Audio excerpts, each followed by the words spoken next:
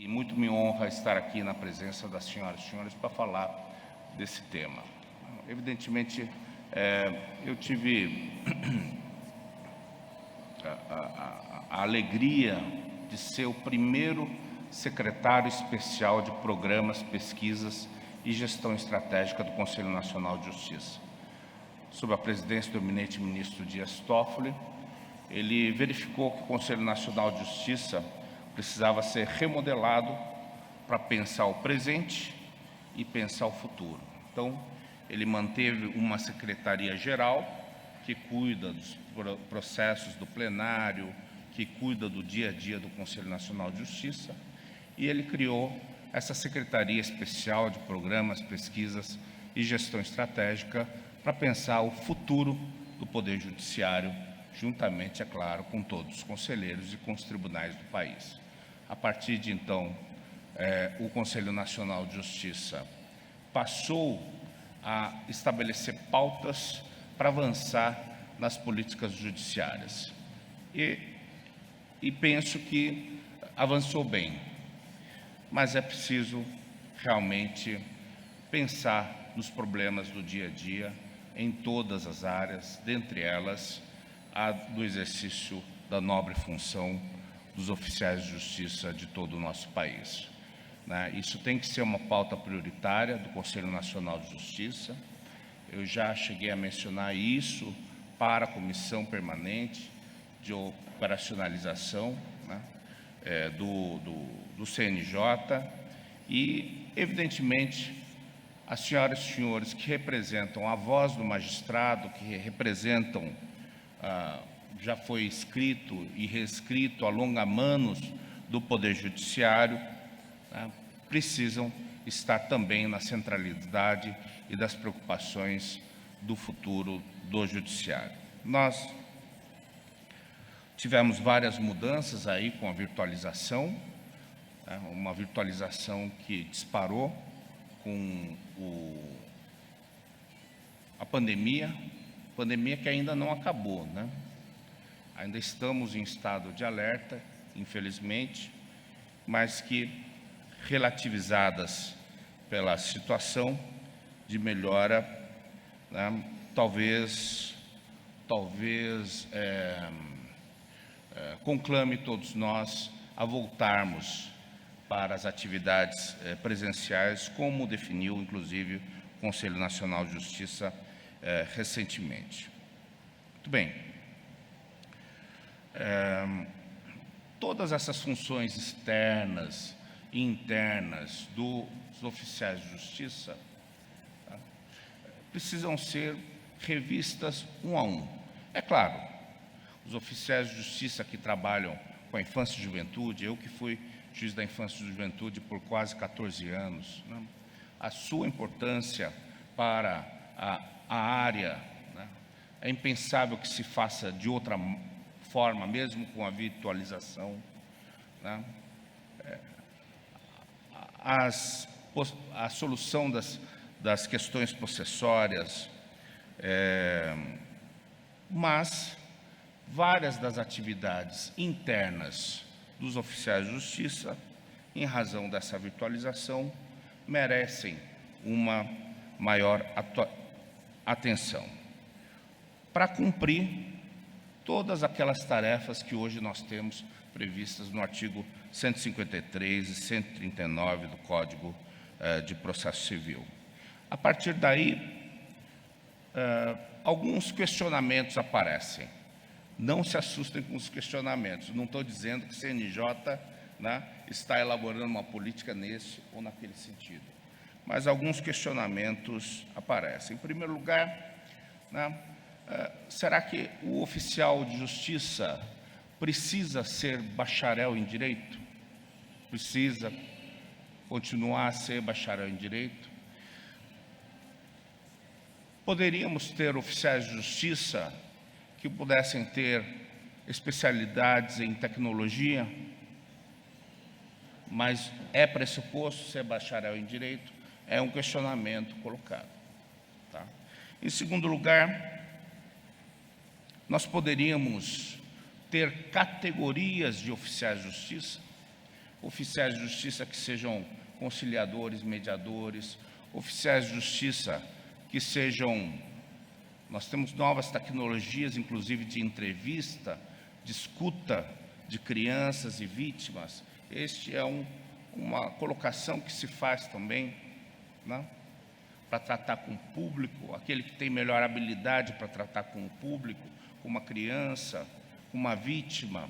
Será que não seria o caso de termos especialidades dentro das funções dos oficiais de justiça? Oficiais que sejam craques em tecnologia, busca de bens, na avaliação, etc. A questão também, né, da possibilidade de nós termos oficiais ad hoc ou não, sempre volta à pauta nos processos do Conselho Nacional de Justiça. Recentemente, eu decidi um caso. Tem alguém do TRT 3, da terceira região? Com a luz eu não estou vendo.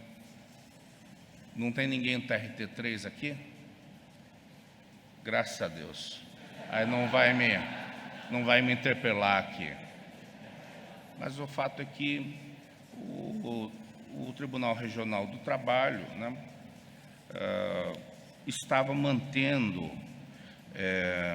servidores cedidos por municípios, servidores requisitados de órgãos não integrantes do Poder Judiciário, servidores de outras áreas do próprio tribunal e que estavam exercendo as funções de oficiais de justiça ad hoc, né, e que ocupavam o cargo de oficial de justiça avaliador. Evidentemente, pessoas que estavam aguardando, né, serem chamadas de concurso público aberto, reclamaram dessa situação e da perenização que o tribunal estava mantendo. O tribunal já há quase 10 anos estava mantendo essa situação, então eu concedi a decisão entendendo que não era o caso, né, e tinha que se resguardar, então, o interesse daquelas pessoas que estavam aguardando serem chamadas no concurso público, né.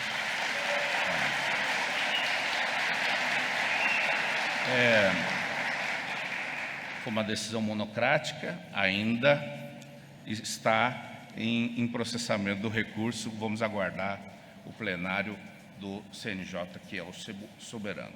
Entretanto,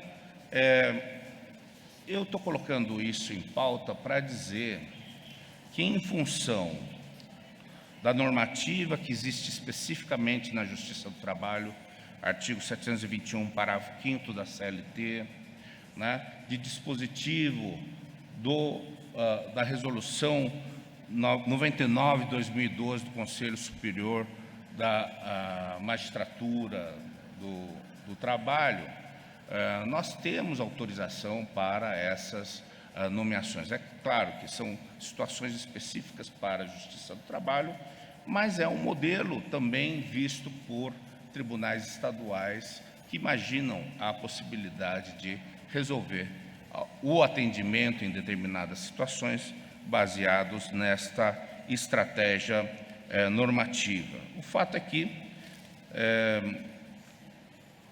a contratação temporária também, que foi objeto recentemente de uma decisão minha liminar, suspendi a contratação temporária lá no estado do Mato Grosso.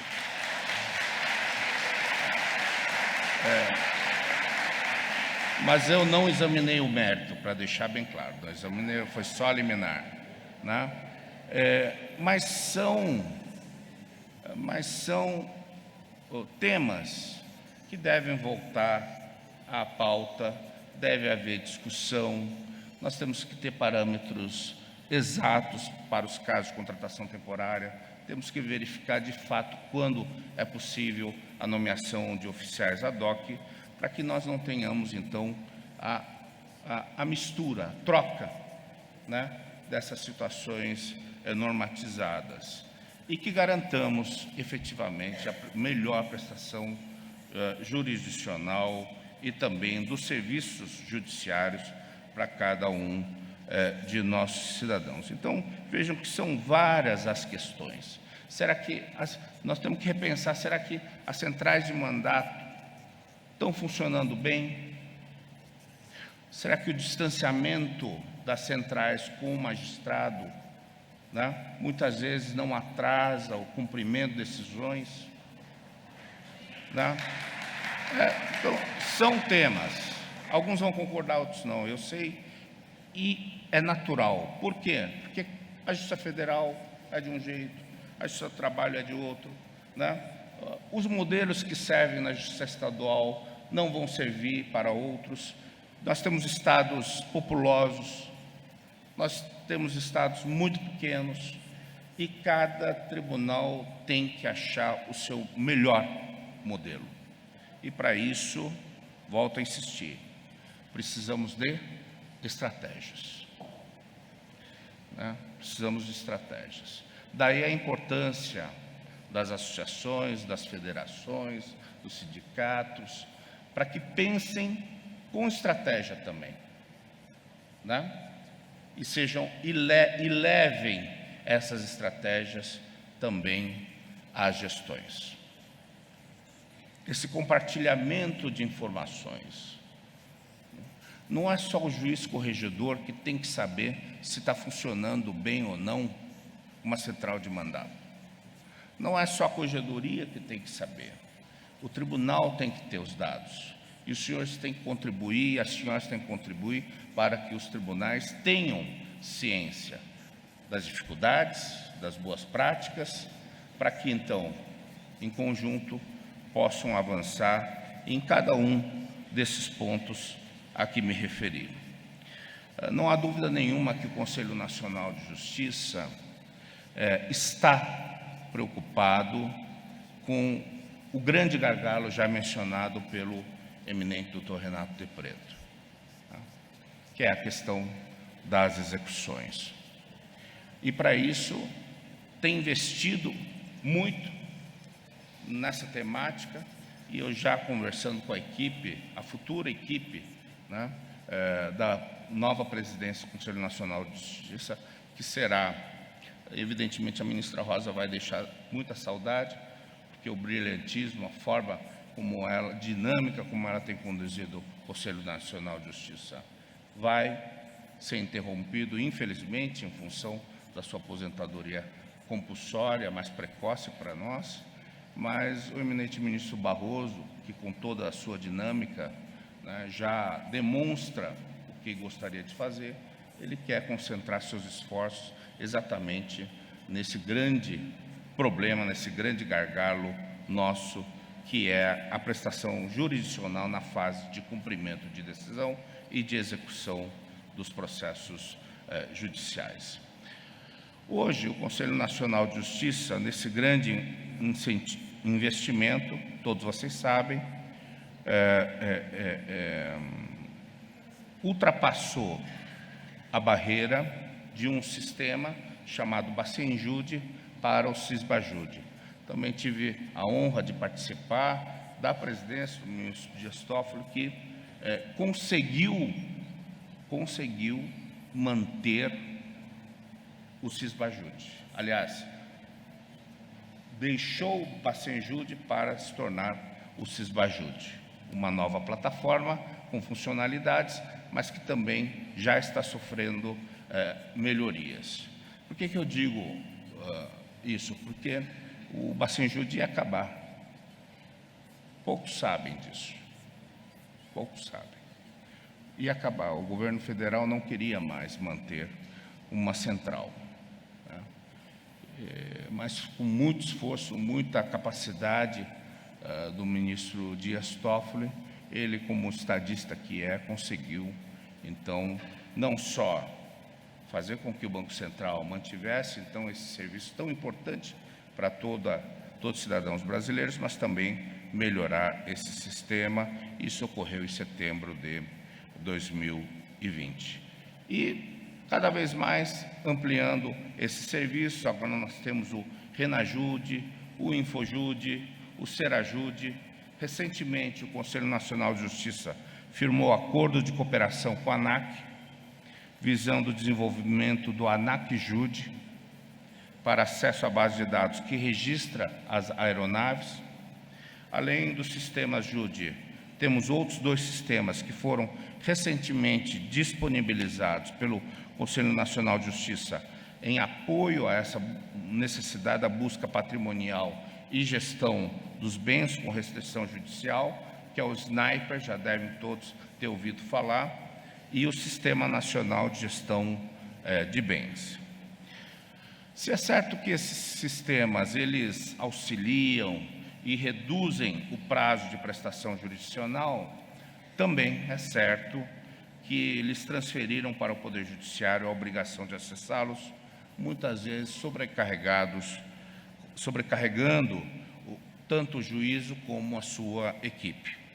Assim, tem se mostrado de boa prática a especialização de equipe para a utilização desses sistemas, com a criação de centrais de apoio às execuções, muitas vezes compostas por oficiais de justiça, considerando que a eles cabe a missão da localização de bens capazes de satisfazer o crédito reconhecidamente judicial. Esse é um pleito que já chegou a mim e vou levar também adiante, né? Os tribunais têm que capacitar os oficiais de justiça nessas tarefas, né? Não é possível, não é... Nós, do CNJ, também vamos fazer uma grande campanha também para que essa capacitação seja realizada o mais rápido possível. Nós temos os manuais, muitas vezes nós temos, né, o instrumental que coloca-se à disposição, mas precisamos incentivar para que esses manuais sejam utilizados em capacitações específicas para as senhoras e os senhores. Uma sugestão é que esse Sistema Nacional também de Gestão de Bens, sistema criado para gerir todos os bens com restrição judicial em todas as esferas e segmentos de justiça, seja civil, trabalhista, criminal, seja administrado pelos oficiais de justiça, inclusive pela competência que lhes cabe de avaliar os bens apreendidos, sequestrados ou penhorados.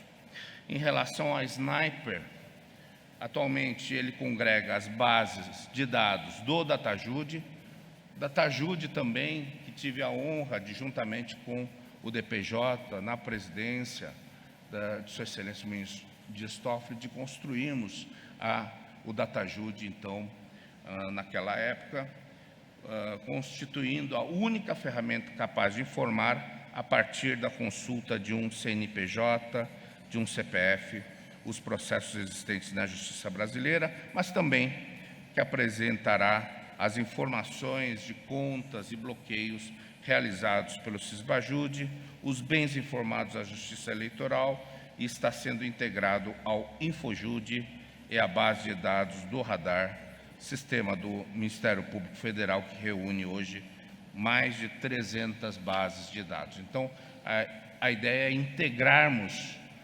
todas essas informações, criando uma rede logística de inteligência para que, né, a decisão judicial possa ser cumprida adequadamente, né? O fato, senhoras e senhores, é que todas essas ações, volto a insistir, elas decorrem de um esforço que se está fazendo, muitas vezes não é alardeado, não é dito, mas é trabalhado com muito suor, muito esforço lá pelas equipes do Conselho Nacional de Justiça e pensamos, vejam só, tudo que eu disse aqui foi construído de 2020 para cá. E a tendência é que as coisas aconteçam de forma cada vez mais rápida. Para isso, né, precisamos que todos conheçam os sistemas, estejam capacitados, estejam habilitados a trabalhar com essas novas tecnologias. A a importância da participação das senhoras e dos senhores, né, magistrados, servidores, na consolidação dessas estratégias será de extrema importância. E eu tenho dito isso lá no Conselho Nacional de Justiça. Muitas vezes precisamos ouvir não só os tribunais, precisamos ouvir também as classes dos servidores que atuam exatamente com cada uma dessas habilidades.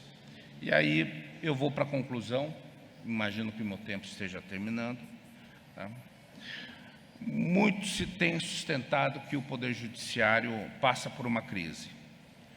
Na atualidade, no entanto, quando o órgão de estatura constitucional, que neste ano completou 18 anos, alcançou a sua maioridade, então, civil, penal, etc., o CNJ contribuindo com os tribunais para formular anualmente metas nacionais, né, estabelecendo critérios na fixação do prêmio CNJ, ao trabalhar as suas normativas, busca, assim, proporcionar à sociedade uma prestação jurisdicional mais célere, com eficiência e qualidade. O fato é que os desafios são enormes, os dados mostram que o Judiciário, embora trabalhe muito, ainda não tem conseguido dar vazão ao mencionado estoque processual. Hoje continuamos no mesmo patamar, não chegamos a 80 milhões, hoje estamos num patamar de 78 milhões de processos nos tribunais, com uma incrível distribuição que também reduziu um pouco do ano passado para este, aliás, do ano de 2021 para 2022, que é na faixa de 26,7 milhões de novos processos no ano passado. O congestionamento continua na série histórica de aproximadamente 70%. Muitas são as frentes que nós temos que enfrentar, mas vamos continuar a insistir nas boas estratégias. Eu queria lembrar aqui Isaiah Berlin, que nasceu em Riga, na Letônia, foi criado em São Petersburgo e, aos 8 anos de idade, após ter testemunhado a Revolução Francesa, foi para a Inglaterra, foi diretor de Oxford. Em alguns de seus escritos sobre estratégia, costumava se lembrar dos intrigantes versos do poeta antigo Arquíloco de Paros. Arquíloco de Paros era poeta, era soldado grego da primeira metade do século VII a.C., e Berlin recordava então a frase: a raposa sabe muita coisa, o porco-espinho sabe uma só, mas muito importante. Para Berlin, o porco-espinho relaciona tudo a um ponto de vista central, enquanto que a raposa, por sua vez, persegue muitos fins, em geral desconexos e até contraditórios, ligados, se tanto, por uma forma prática. Segundo essa linha de raciocínio a que me referi, o pensador e cientista político canadense Philip Tetlock escreveu que as raposas são mais bem preparadas para sobreviver em ambientes onde ocorrem mudanças rápidas, nos quais os que abandonam ideias ruins já levam vantagem. Dizia ele, escreveu ele, porcos-espinhos são mais bem preparados para sobreviver em ambientes estáticos que premiam a persistência em fórmulas testadas e aprovadas. E finaliza, a nossa espécie, ser humano, se sai melhor por ter os dois temperamentos. Abri esse grande parênteses para acentuar que, como gestores do Poder Judiciário, e as senhoras e senhores também como integrantes deste grande poder, não podemos nos ater a fórmulas permanentes. Assim como precisamos de estratégias permanentes, testadas e comprovadas, que é o que as senhoras e senhores já têm na sua experiência como oficiais de justiça, no dia a dia, vocês têm essas experiências. Também precisamos buscar a todo tempo novas estratégias, ações rápidas e que alcancem soluções para os problemas dinâmicos que surgirão no nosso Poder Judiciário brasileiro.